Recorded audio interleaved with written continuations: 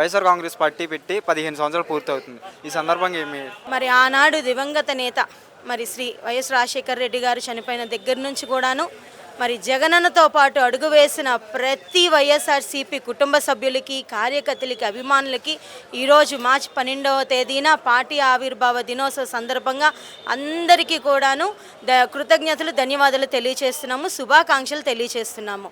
మరి ఆ రోజు నుంచి ఈ రోజు వరకు చూసుకుంటే వైఎస్ఆర్సీపీ అనేది ఒక పార్టీ కాదు, అది ప్రజల తరపు నిలబడ్డ మరి ఒక తోడు.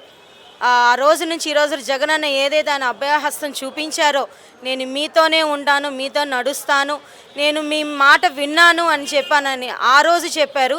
ఆ రోజు నుంచి ఈ రోజు వరకు జగనన్న మరి పార్టీ కోసము ఎన్ని కష్టాలు వచ్చినా, ఎన్ని కేసులు పెట్టినా, ఈవెన్ కార్యకర్తల మీద ఎన్నో కేసులు పెట్టినా అందరూ కూడా ఈ రోజుకి జగనన్నతో ఉన్నాము, జగనన్న మాతో ఉన్నారు. మేమందరం కలిసి పేదల పక్షాన మరి ఎవరికైతే అవసరం ఉందో వాళ్ళ పక్షాన నిత్యము నిరంతరం పోరాడుతామని. ఇదొక ప్రపంచనం, ఇదొక పార్టీ కాదు, ఇదొక ప్రపంచనం.